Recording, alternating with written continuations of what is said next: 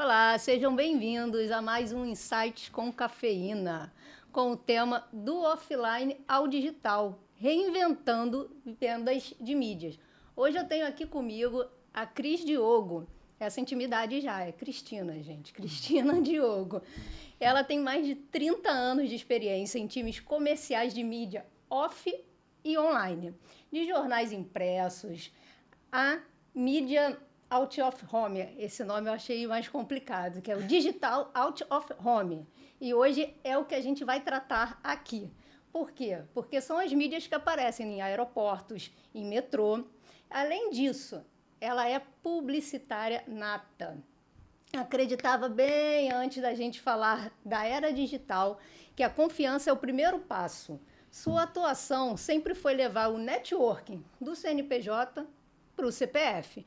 E hoje cocria soluções out of box em equipe, unindo credibilidade, pontualidade e dinamismo para inovar em mídia. Cris, super obrigada por ter aceitado o meu convite de estar aqui hoje, numa segunda fria do Rio de Janeiro, que é completamente fora do normal. E me diga aqui, como é que foi esse seu acompanhamento nessas 3 décadas que o mercado vem evoluindo, né? Como eu falei no início, era muito out of home, ou seja, outdoor, essas mídias mais impressas, jornais classificados, e a gente teve todo esse avanço ao longo desses 30 anos que você tem de atuação. Como você enxerga hoje a publicidade em 2025?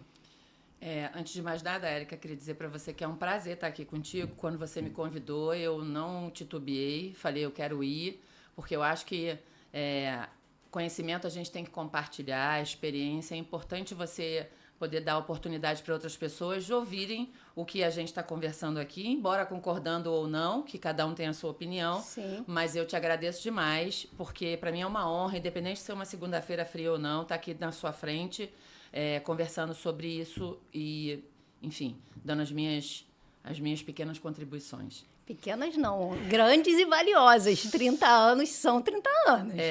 É engraçado que quando você me faz essa pergunta, eu me lembro que quando eu trabalhava no Jornal do Brasil, que já morreu há algum tempo aí, eu vou entregando a minha idade ao longo da nossa conversa, sem falar exatamente o número, mas no Jornal do Brasil, quando eu tive... tinha um sujeito que trabalhava com a gente, chamava Sérgio Charlab. E eu me lembro como se fosse hoje que ele falou sobre a entrada da internet e a força que ela ia trazer, né? E naquela época a gente não usava nem muita terminologia digital. A gente falava da internet como alguma coisa que ia modificar realmente a nossa vivência, a nossa capacidade de lidar com as coisas no dia a dia. E foi exatamente isso que aconteceu, e aconteceu muito dentro da área da publicidade, né? A publicidade foi muito impactada pela entrada do digital nas marcas, na forma como elas se comunicam, nos planejamentos de mídia do mercado. As agências tiveram que se adequar muito. Em primeiro momento, elas separaram o off do on, e depois elas perceberam que os dois precisavam caminhar juntos. Então, não era interessante tratar o mercado de forma separada, mas de forma colaborativa, onde se co-criava junto as soluções para as marcas e para os objetivos que elas tinham no mercado. Então, nesses 30 anos que eu estou no mercado da publicidade, trabalhando aí, passando por todos esses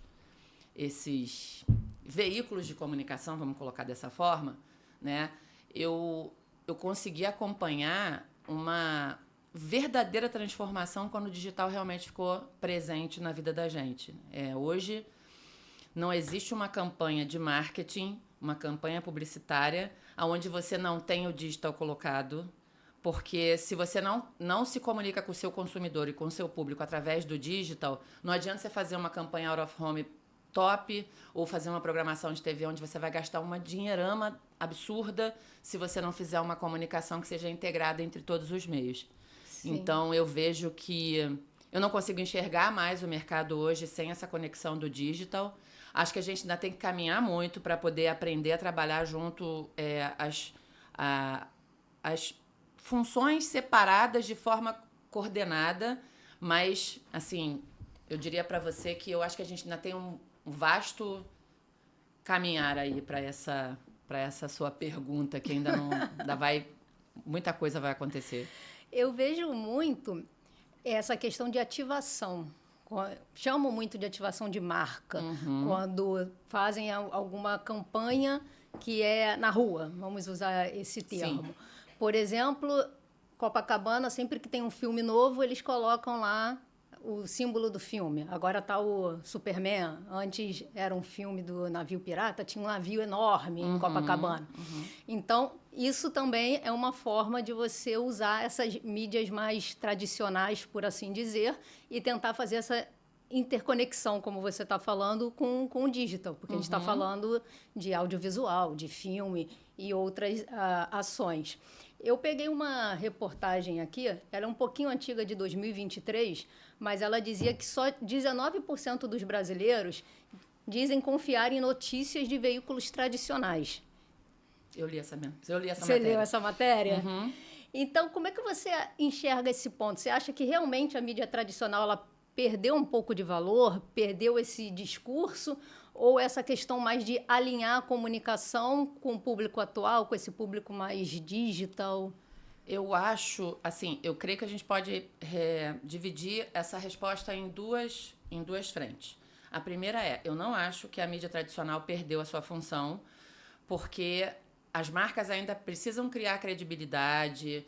Então, o ambiente de um veículo de comunicação, como até um jornal, que provavelmente você não vai pegá-lo fisicamente, mas vai ler ele de forma digital, que acontece muito agora também, ele vai trazer para você uma matéria mais aprofundada, de forma a dar para o seu consumidor uma forma dele formar opinião sobre determinado assunto. Isso acontece com a revista também, enfim, as revistas semanais.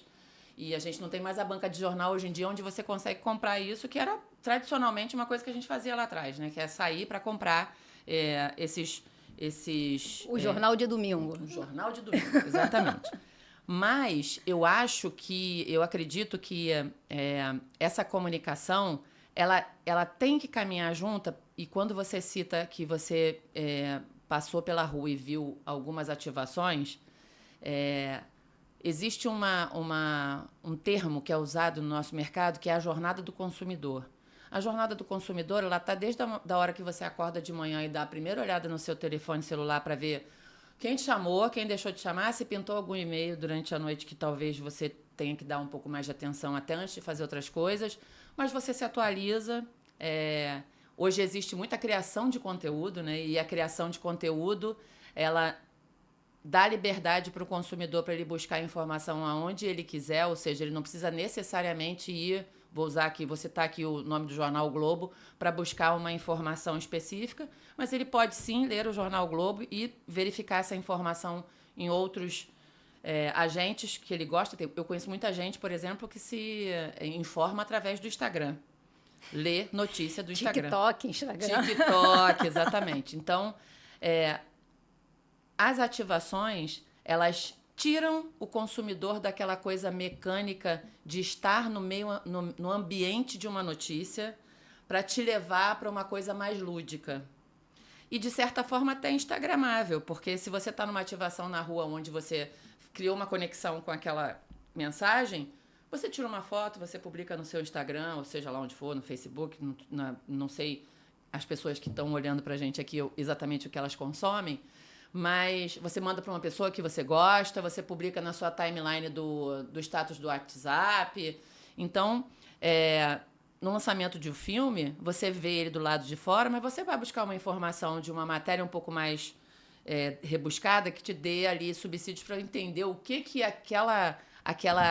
aquele entretenimento vai trazer para você. Então, eu acho que a ativação hoje, nessa questão da jornada do consumidor, ela consegue fazer essa ligação de forma mais emotiva, emocional, sabe? Te traz aquela conexão de criar um vínculo com a marca maior, minha opinião. E é bem interessante, porque eu fui estudar um pouco, né, sobre o tema e comecei a reparar. Porque quando eu pego o metrô, VLT, e, por exemplo, lançou na Netflix esse Round 6. Sim. Todos os VLTs tinham a propaganda do Round 6. teve a Páscoa. O VLT estava com orelhinha de coelho, com escrito, acho que era Loja Americana, se não me falha a memória. Então, é uma forma também de reforço de marca. Sim, com certeza. Quando você começa a fazer esse tipo de campanha out of home. Sim. E aí também, mais uma outra pesquisa que eu vi, que o out of home cresceu 6%. E isso é bem interessante e imagino que deva ser bem difícil você conseguir fazer uma campanha que as pessoas lembrem no caminho dela de trabalho, quando elas estão com foco em outras coisas. Como é que é esse desafio quando você pensa em uma campanha, como eu citei, VLT, você está ali indo para o trabalho, às vezes está atrasado, mas você, ao mesmo tempo, está consumindo um conteúdo de forma involuntária. Exatamente. E eu estava vindo para cá para me encontrar com você e até estava comentando com o Marcelo no carro que a gente passou por um relógio na rua, aqui na Avenida das Américas, e eu ainda virei para ele e falei assim, você consegue ler alguma coisa que está escrita ali? Ele falou, não, mas está apagado o relógio. Falei, mas ainda se tivesse com a luz, você não ia conseguir entender nada. Então, qual é o grande desafio hoje do criativo quando se fala de out of home e de ativação de marca? É exatamente isso, é criar um diferencial, porque senão ele se torna mais do mesmo. Hoje as pessoas, você briga por atenção, onde ela dispensa a sua atenção com várias coisas ao mesmo tempo. Se você não tiver criatividade na criação, porque é bem redundante mesmo, de uma peça publicitária, de uma ativação, de uma campanha, que ela saia daquele ambiente comum e pule na sua frente, no sentido de te falar, olha aqui, ou eu estou te trazendo um serviço, ou eu estou aqui te trazendo uma abordagem diferenciada daquilo que você está vendo em toda a sua jornada, você vai ser só mais um. E aí, quando a gente fala sobre o crescimento do out of home, nós vivemos momentos difíceis. Esse ano, inclusive, o primeiro semestre foi um primeiro semestre extremamente complicado, porque a gente tem um problema de economia acontecendo, um problema político, infelizmente, e as guerras todas que a gente está acompanhando, que estão vindo. A globalização nos traz todo esse resquício. A gente acaba convivendo com tudo isso, mesmo estando fora do país onde está acontecendo. É o ônus e bônus. É o ônus e bônus. Então, quando você tem toda essa dificuldade e aí as verbas enxutas, o crescimento do investimento de mídia, por incrível que pareça, sempre foi TV, esse triângulo sempre foi. Primeiro a TV, depois o digital e depois o out of home. Nos 2 últimos anos foi desse jeito. Esse ano é primeiro o digital, depois a TV e depois o digital out of home ou o out of home. E as suas ativações, porque o out of home ele dá realmente a possibilidade de criação de projeto especial. Então, a gente está falando da cidade do Rio de Janeiro e eu trabalhei durante muito tempo numa empresa muito grande de mídia out of home aqui no Rio e a gente tinha muita dificuldade de criar projeto especial porque tem muito vandalismo. Então, a gente criou um abrigo de ônibus gamer na frente do Barra Shopping que eram cadeiras gamers e você sentava para divulgar a marca da Oi Fibra, que agora mudou de nome, mas enfim, era muito legal. Todo dia eu recebia uma mensagem da agência dizendo o seguinte, roubaram uma cadeira gamer. E não era só boato da internet, dizendo, e passei lá, peguei uma cadeira para mim. Mas não era difícil isso acontecer, não. É porque ela realmente tinha sido chumbada pensando na dificuldade do mercado local. Mas essa mesma empresa tinha ativos em São Paulo, por exemplo, e lá a gente criava no relógio, a batata frita do McDonald's ficava em cima do relógio, uma pasta de dente saía, uma cadeira da Gol com aquele espaço conforto, ela chegava para frente e para trás. Então a gente conseguia criar projetos especiais completamente diferenciados e fora da bolha. No próprio metrô, a gente teve algumas vezes lançamento de perfume aspergindo o odor nos túneis que faziam conexão de uma linha para outra. Mas lá a gente conseguia fazer isso com mais facilidade. Aqui a gente ainda tem dificuldade por conta dessas questões de vandalismo. A cidade do Rio de Janeiro tem esse pequeno, grande problema, mas são memórias que, se você perguntar para algumas pessoas que trabalham no mercado publicitário, você vai ver que muitas lembrarão desses projetos especiais que aconteceram. Mas então, só para voltar para a história do investimento de mídia, não esqueça, já que você é do digital, Primeiro é o digital, depois a TV e depois o out of home. E temos caminho aí para crescer a beça ainda. Imagino que sim. Você deu vários exemplos que eu acho sensacionais. Mas quando você chega com essa ideia para o contratante? Porque eu imagino que na época da pandemia diminuiu, obviamente, o fluxo de pessoas na rua. Sim. E agora tem uma tendência de voltar a aumentar. A maioria das empresas aqui vou falar do Rio, que é o que eu acompanho mais, elas já estão no modelo híbrido, pelo menos 2 vezes, algumas já 3 vezes. E o centro do Rio de Janeiro, ele está com vários incentivos pelo governo. Então, acredito que isso também ajude na hora de você propor uma campanha, né? Que é no off, ser um pouquinho mais fácil. Mas aí tem a questão da criatividade que você falou. Tem muitas empresas que elas ainda são muito tradicionais. Sim. E você quebrar essa barreira de ser criativo, de mostrar... Não, vamos... Por exemplo, uma cadeira gamer. Primeira coisa que eu pensaria também, vamos roubar minha cadeira. Eu vou colocar uma cadeira gamer, qual o prejuízo que eu vou ter nisso? Então, eu imagino que surjam várias barreiras, porque você precisa ter essa criatividade, como você falou, e de uma certa forma unir um pouquinho de tecnologia. Sim. Para poder chamar atenção. Aqui Sim. na Barra mesmo tem um prédio que colocaram aquele telão em curva. Em curva. É no Ibis. Eu não sei se não sei, mas Tá. sei que tem para ter esses efeitos 3D. Você pode fazer criação, inclusive, de campanha 3D ali, naquele espaço. E, assim, você tem toda a razão de falar sobre isso na sua fala agora, pelo seguinte... Ainda é muito difícil as marcas quebrarem esse tabu e furarem a bolha e toparem fazer um projeto especial. Por vários motivos. Primeiro porque elas querem que o resultado apareça de imediato, então querem uma campanha tradicional e nem sempre a gente consegue fazer a marca entender que uma campanha tradicional é a que vai trazer a lembrança de marca, o buzz, que vai ser compartilhado em tudo quanto é lugar e você vai extrapolar o ambiente do projeto especial para outros lugares. E aí, ainda tem os outros detalhes que são detalhes ruins que eu vivi nessa empresa que eu trabalhei, que é o seguinte, você para criar um projeto especial e botar ele na rua, você depende de um tempo maior para executar aquela campanha. Você não consegue pensar numa campanha hoje, aproveitando uma oportunidade de algum fato e botar ela na rua amanhã ou daqui a uma semana. Você tem todo um processo de aprovação, aí tem que ter o arquiteto que vai te dar RT dizendo que se pode ou se não pode, tem conexão com a Light, tem que pedir autorização para a prefeitura. E nem todo mundo está disposto a passar, nem toda marca está disposta a passar por esse tempo para poder ter a experiência do projeto especial. Mas quando ela tem, ela se surpreende com o impacto que ela vai ter.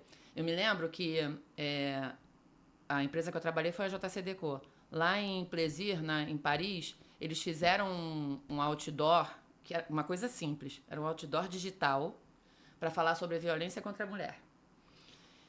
E ele tinha um beacon, então a campanha mudava da seguinte maneira, você andava, olhava pro outdoor e ela ia perdendo as manchas roxas e os sinais de espancamento. Se você não olhasse, automaticamente o beacon não conseguia pegar a expressão das pessoas que estavam passando, então ela ia sendo ela aparecia cada vez mais com hematoma, machucada, rasgada. Você precisava interagir com a peça para ela, tipo assim, você tá vendo aqui que existe um problema de violência com a mulher. Mas se você não tá olhando para isso, ela vai continuar apanhando. Que fantástico. Fantástico, isso. né? Fantástico. Mas realmente tem esse tempo, né? De você conseguir espaço, conseguir... Todas as aprovações e fazer o cliente esperar e ele entender a força que uma campanha dessa pode ter.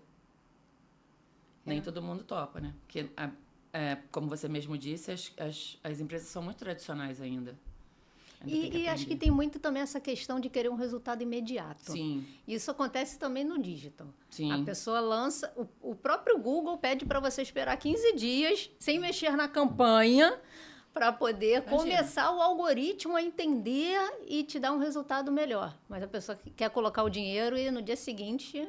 resultados maravilhosos. É mágica. Às vezes, eu acho que tem essa questão da gente também educar os clientes. Sim. que é uma coisa muito difícil de fazer. Sim. Porque vem com aquela ideia do, não, olha, estou com a necessidade, estou com dinheiro, resolve. Mas não é assim. Não funciona desse jeito. Você não consegue virar esse ponteiro de uma hora para outra. Realmente. E a gente está falando muito, eu lembrei aqui de ativação, experiência. Quando as marcas lançam algum tipo de experiência diferente, que o público tem que se envolver, eu vejo isso muito em evento. Por exemplo, para você... Às vezes é um brinde bobo, é uma pelúcia. Mas tem um tipo de ativação que a pessoa tem que pegar um bilhetezinho, tem que apostar num número. Isso já faz a pessoa lembrar e ficar de olho para ver se ela ganhou. Você gera essa... Expectativa. E eu também vejo agora com essa onda fitness, muitas empresas tentando vincular a essa parte saudável, essa parte meio... cool, ou é música, ou é yoga na praia. Às vezes a empresa nem é de área fitness, tipo empresa de telecomunicações. Sempre tem alguma coisa desse gênero, que passa também desse planejamento que você está falando. Porque é um local público, ou seja, eu preciso ter autorização para colocar lá. Tudo precisa. Eu preciso pensar no palco, eu preciso pensar o que vai estar ali exibindo, marca, patrocínio. E a gente falando aqui, a gente está gravando um podcast, então a gente está nessa era muito digital, como a gente veio falando aqui. E essa psicologia do offline trazendo para o digital, porque como você falou no início, né?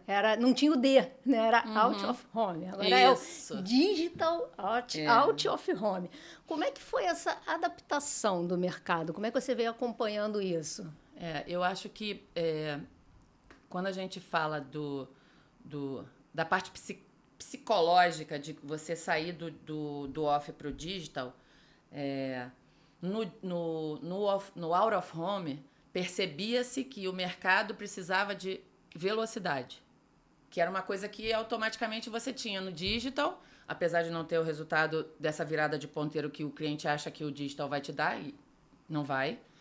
Mas percebeu-se que o estar na rua sendo impactado somente por mídias estáticas já não estava mais fazendo efeito como fazia antes. Mal comparando, é como se a gente entrou na pandemia, ficou todo mundo fora. Quem mais sofreu foi exatamente as empresas que estavam na rua, porque ninguém estava na rua, estava todo mundo dentro de casa. Então, você tinha muito show pela televisão, que você juntava a família inteira, às vezes entrava em live para assistir o show junto. Mas quem que ia para a rua? Ninguém ia para a rua, né? E aí, com essa volta do mercado da época do Covid para a época do semipresencial, vamos colocar assim, sentiu-se necessidade de começar a mudar os ativos do off para o digital, né? Para ter essa velocidade e você poder, inclusive, do ponto de vista do exibidor, ter mais slots com vários clientes no mesmo ativo.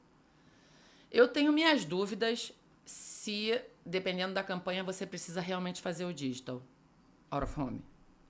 Eu acho que você pode aproveitar aquele triângulo que eu te falei, no seu planejamento. Você faz ele se comunicar com o digital através de um QR Code ou até de uma mensagem que faça você preencher um CRM para poder ganhar alguma coisa, um desconto, seja lá o que for. Mas eu acho que, dependendo do planejamento, você ter 100% do share of time do off na mídia out of home, ela é importante. Para uma empresa de telecomunicações, por exemplo, é melhor ela não dividir com outros o espaço, ter 100% da atenção ali, do que dividir o espaço com uma academia de wellness, um banco digital, porque aí a pessoa que está passando muito rápido, ela não conseguiu ver todos os slides, você perdeu a chance de dar aquele impacto nela, e aí... E isso acontece mesmo. Tem um painel digital ali em Copacabana, que teve uma vez que eu fiquei torcendo para o carro não andar para terminar de ver a mensagem. Porque eu fui passar na metade e mudou completamente. Eu falei, não, mas espera aí, qual era o resto? Acontece, exatamente isso. Agora você falando, eu lembrei disso. Outra coisa que eu lembrei dessa questão da união do digital com a rua. É isso, com a rua. Com a rua. É. Jogo.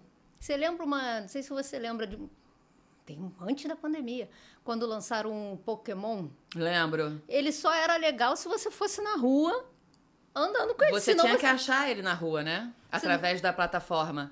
Senão você ia caçar sempre os mesmos bichos. Então você não evoluía. Era um mix. Você tinha que andar. Tanto que tinha gente que marcava em parque para poder andar, explorar a região, que aí você conseguia avançar. Era uma gamificação, porque era um jogo. Sim. E também te levava para a rua. Sim. Foi bem interessante essa união. E claro que a gente não pode agora deixar de falar da IA, né? Ah, é. Como a inteligência artificial está afetando esse mercado?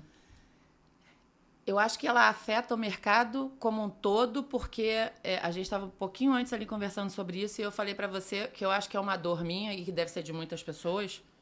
As pessoas não sabem como a IA pode ajudá-las efetivamente, qual é a IA que vai fazer mais sentido dentro do contexto e dentro até da própria campanha, porque a gente sabe que hoje também tem campanhas que estão envolvidas com inteligência artificial, Sim. que tem chatbot, que vai te levar para um canal esse final de semana a gente estava tomando café com um amigo que está lançando um produto agora para o mercado financeiro e eles estão criando uma IA do zero para ela não ser aquela interação com o usuário no sentido de uma resposta eletrônica quando você liga para o seu banco. Diz que para falar com não sei quem. Diz que E você não tem nunca que falar com ninguém. Exatamente. E quando vem uma resposta completamente engessada, que não está conectada com o que você realmente quer. E aí hoje eu digo para você o seguinte, o grande desafio do mercado vai ser encontrar a IA na publicidade que faça sentido com aquele planejamento. E como são muitas, que eu acho que todo mundo resolveu fazer uma IA agora para botar no mercado, né? Às vezes até não sabe nem qual é o objetivo daquela IA direito, mas ou então ela faz uma vírgula diferente da outra que tem ali. E aí, quando você vai falar de campanha publicitária, você às vezes você perde parte do seu resultado porque você investiu numa estratégia que não tinha que investir. Então, eu acho que a IA, na publicidade em si, ela ainda vai ter um caminho bem extenso para percorrer, para poder dar o resultado efetivo que as campanhas precisam ter. E eu tenho minhas dúvidas se esse tempo, se vai ser ano 1, ano 2, enfim, não sei te dizer, se essa entrada da IA na publicidade em si, se ela vai ser tratada com calma e parcimônia por parte das marcas, visto que elas querem tudo para ontem. Então, eu entendo que a IA hoje ela faz parte do processo de ajuda em outros sentidos, ou seja, na verdade, no resultado que aquela campanha dá quando o cliente já está interagindo com a marca. Quando ele está interagindo com a marca, aí você tem que ter uma IA que consiga converter, vamos dizer assim. Unir os resultados, você diz, e automatizar de alguma forma para o próximo passo. Exatamente. Que aí já envolve mais as vendas. Exatamente. Mas qual é o objetivo principal da publicidade? Vender. Então, aí depois, o segundo passo já é um passo que a marca precisa trabalhar para poder fazer isso se conectar de forma mais genuína. Eu posso te dar um exemplo rápido até para a gente avançar, que é o seguinte, a minha irmã trabalha na Coca-Cola há séculos. Séculos mesmo, tá? Porque são 42 anos. Ou seja, 2/3 da idade dela, ela trabalha lá. E a Coca-Cola está agora passando por um processo que é de automatizar todas as vendas para acelerar o processo através do WhatsApp. E eles precisam responder rápido, com uma velocidade que justifique ter um supervisor que seja só um acompanhante ou consultor de venda, que era o papel do vendedor antigamente. Então, assim, mas Cris, o WhatsApp não é uma IA. Depende, porque você pode colocar um IA ali dentro do WhatsApp que vai te ajudar a fazer todo o trabalho que você precisa fazer. E eles estão fazendo isso já. Então, eu acho que a gente tem um caminho para percorrer ainda aí. Bem interessante você falar da Coca-Cola. No último Natal, passou lá o caminhãozinho. Do Natal. É uma coisa super antiga, não sei quando começou, mas que eu fui uma das pessoas que parou para ficar olhando o caminhãozinho com o Papai Noel e a Mamãe Noel, enfim. Então, ainda tem o seu charme. Tem. Essa questão de você ver E olha que eu não sou mais criança. Imagina as crianças vendo Papai Noel. E chama a atenção, são caminhões iluminados, vêm com música. Eu até filmei, gente, só para... Não, mas é muito bom. Te conecta com uma coisa de dentro, assim, diferente. Essa questão também de trabalhar com nostalgia, né? A gente Exatamente. veio vendo isso ao longo do tempo, que as marcas estão um pouco voltando isso, né? Puxar um pouco da nostalgia, do que foi bom, de outras épocas. Você falou agora de como usar e para que usar a inteligência artificial. A gente participou de um evento em início de maio, que a gente até levou o mesmo exemplo, né? Que foi uma campanha da Volks em relação à Elise. Lançamento da Kombi, o relançamento da Kombi. Foi relançamento. Foi. E a Maria Rita. Então, até para usar a IA, tem essa questão do tradicional conseguir entender o avanço tecnológico. Você viu a polêmica que gerou aquilo, né? A gente tem muita barreira ainda. Isso aí. Você não pode simplesmente... A tecnologia, ela, de uma certa forma, ela tem que vir aos poucos. Você não pode simplesmente... agora é assim. Porque o nível de barreira é incrível. Só um exemplo aqui, quando lançaram o rádio, acharam que era magia negra. Sério? Sério.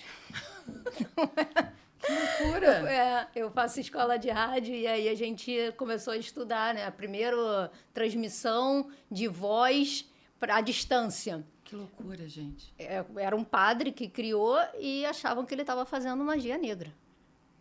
Então, só para ter uma ideia que o mínimo de avanço tem muitas barreiras para a gente passar. Tanto da nossa área, né? Da área até do digital mesmo. Quando veio a inteligência artificial, não vou usar porque acabou minha empresa. Sim. Todo mundo achava que ia perder o emprego no dia seguinte.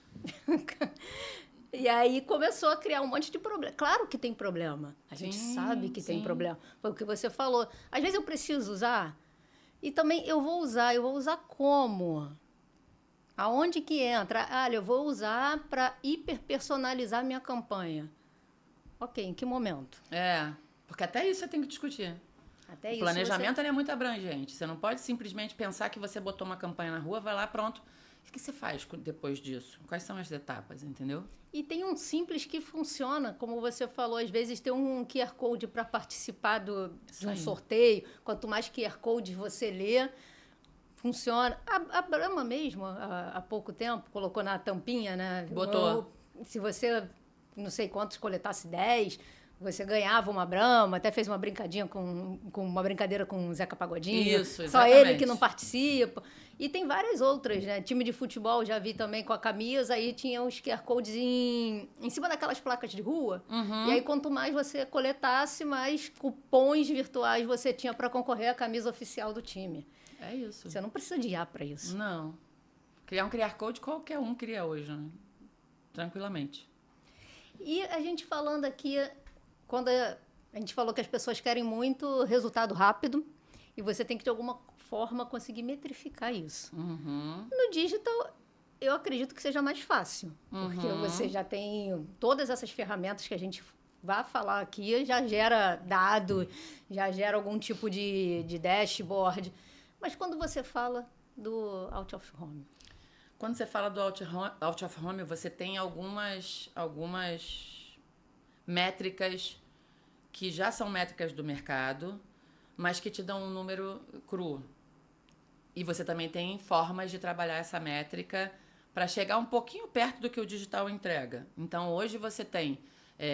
existe uma empresa que está tentando colocar uma norma para colocar todos os exibidores na mesma página, que se chama Mapa OH. Essa Mapa OH ela é patrocinada pelos grandes exibidores, não podia ser diferente. Então, você tem lá a JCDecaux, você tem a Eletromídia, você tem a ANEL, você tem a Hello, tem todo mundo patrocinando para unir essas informações e entregar para o mercado um mesmo número, que não é aquele número que a Érica dá, a Cris dá, fulano dá, e aí, qual é que eu vou acreditar? Não dá. Hoje, o que a gente procura fazer, pelo menos na minha empresa lá, com os meus sócios, o que a gente faz existem exibidores que ainda não estão no Mapa OH.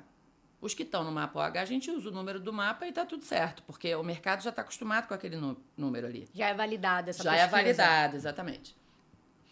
Se você não tem como entregar o mapa porque o exibidor é um pouco menor e ele não se associou ainda, e a gente sabe que isso acontece com mais frequência do que a gente pode imaginar, o que você faz é trabalhar com as informações do GeoFusion, que é o mapeamento dos ativos através do Google Maps e tudo mais, cruzando com informações de IP de telefone. Dá um pouco de trabalho. O mapa entrega isso já. Mas aí você cruza com mapeamento de telefone, com o consumo da região, que tem uma ferramenta que a gente usa para o exibidor menor, que se chama Economapas, que ela te entrega consumo da região por faixa etária, por classificação social e por mapa de calor de grande possibilidade de dar resultado na campanha aqui do que se você fizer na outra esquina. No caso, só para... Eles consideram o tipo de público que costuma frequentar aquele espaço. Que circula por aquela região, exatamente. E aí, meio que as impressões seria a questão do sincronismo com o celular. Exatamente, é isso. Porque também não dá para fazer muito mais do que isso, nem milagre. Até porque, se você for parar para pensar, ainda tem uma coisa que atrapalha esse processo. O mapa, ele já faz hoje uma leitura que... Se você passa todo dia pelo mesmo lugar, tem uma árvore que vai crescer na frente daquele ativo. Então, ele já vai impactar menos pessoas se você não conseguir podar aquela árvore pelas leis naturais, ou seja, pela secretaria que deveria fazer aquilo dali, você vai diminuir o impacto daquele ativo. Então, você não vai entregar aqueles X números de uma campanha que tem tantos ativos juntos. Hoje, quando você faz o estudo pelo Economapas, vou usar o Economapas como exemplo, você tem... Isso é de uma forma muito orgânica, porque ele é cíclico. Ele vai fazendo essa leitura também de acordo com a mudança desse ativo ou naquela região, se, por exemplo, tinha um colégio ali e não tem mais.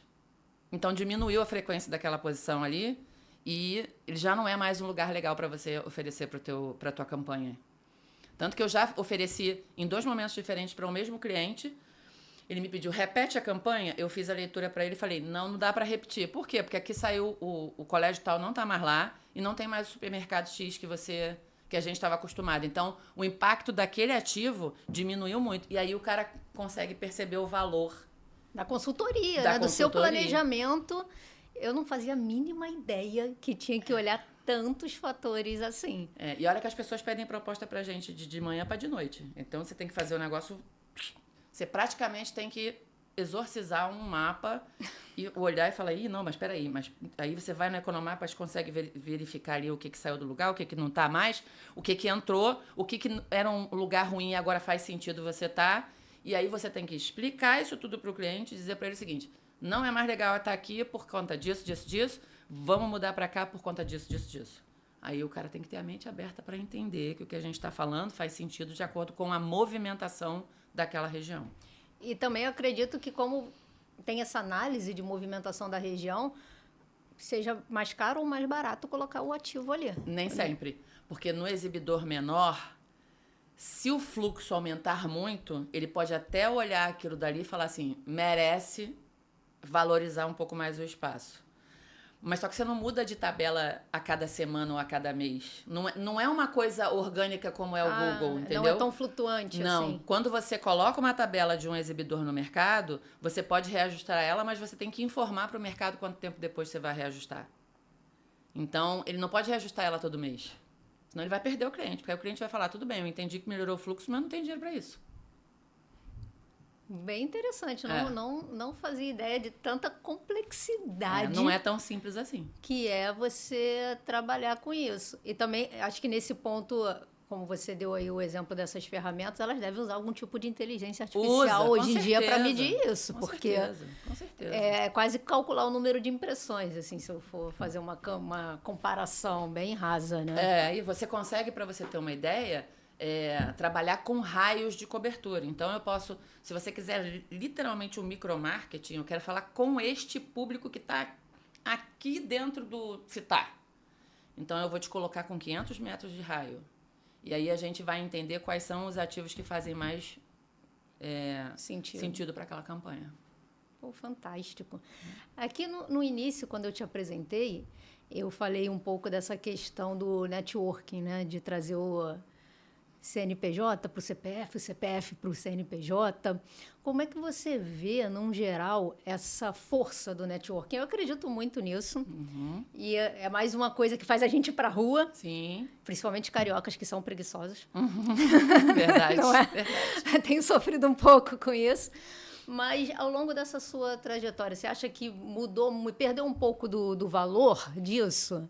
Eu acho que quando a gente começou a ficar mais online do que offline, vamos dizer assim, do que presencialmente, com todos os encontros que a gente fazia quando a gente ia nos eventos, as pessoas iam para os eventos, era importante tomar um café com uma outra pessoa para trocar uma ideia. Às vezes você não tinha nem muita coisa para falar, mas só o fato de estar ali trocando ideia com aquela pessoa já te dava uma refrescada em alguma coisa que você pensou em algum momento e que talvez tivesse ficado guardado aqui na sua caixinha.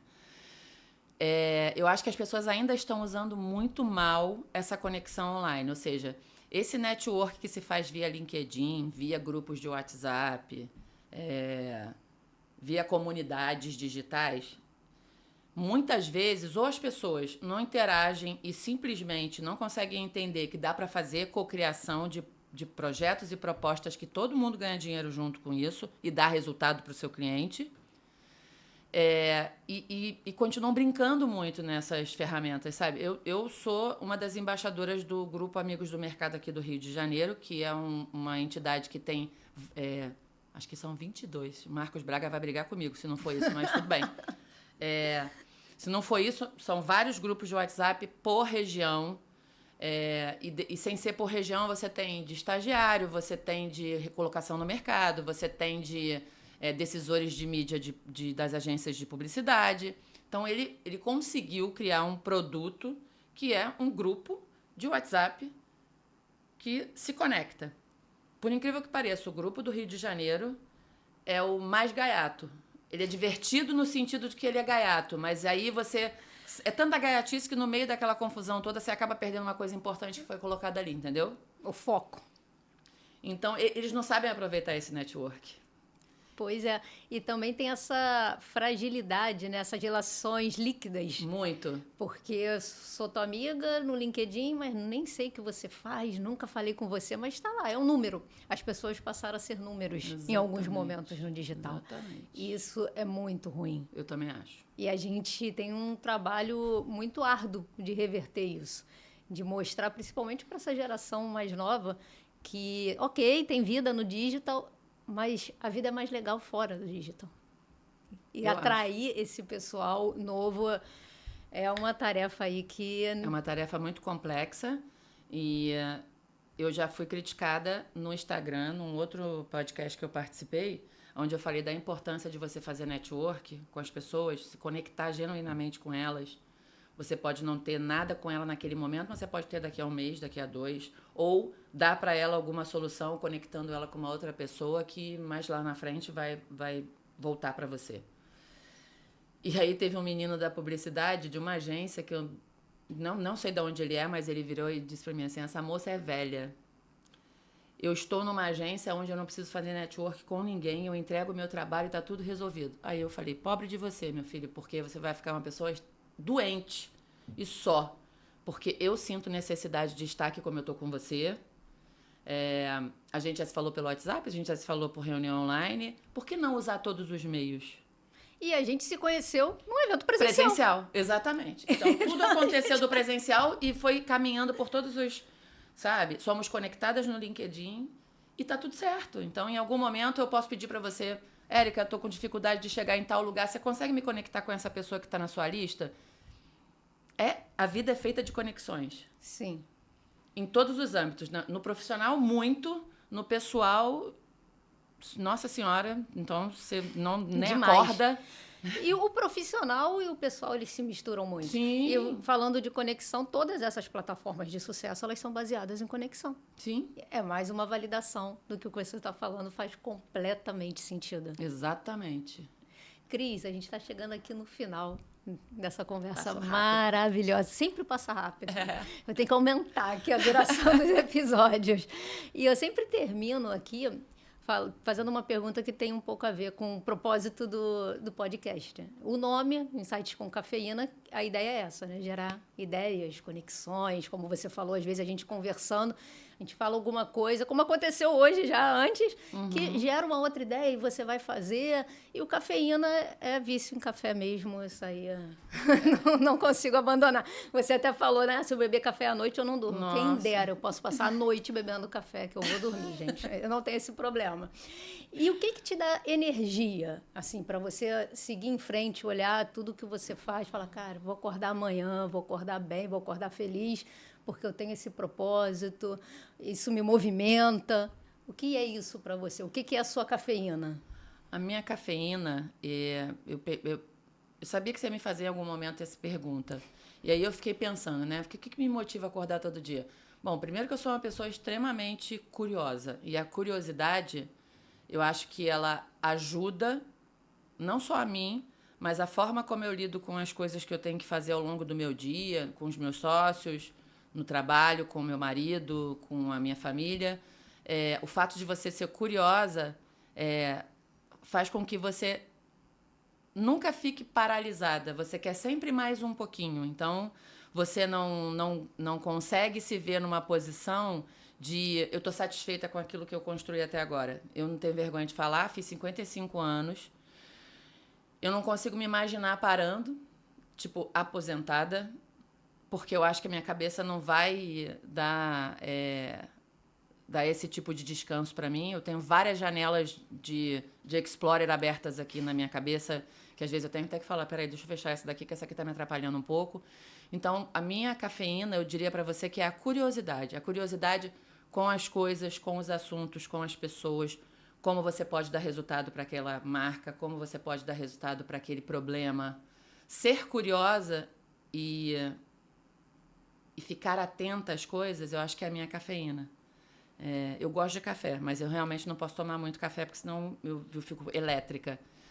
Então, eu me alimento dessas coisas, dessas novidades que fazem sentido para mim e que podem fazer sentido para outras pessoas. E é legal ser curiosa e aberta às novidades. Muito. Porque se você for curiosa e muito travada às coisas novas, você não consegue nem propor coisas diferentes. Você fica mais no mesmo, né? Não sai da caixinha. Não sai da caixinha. É isso.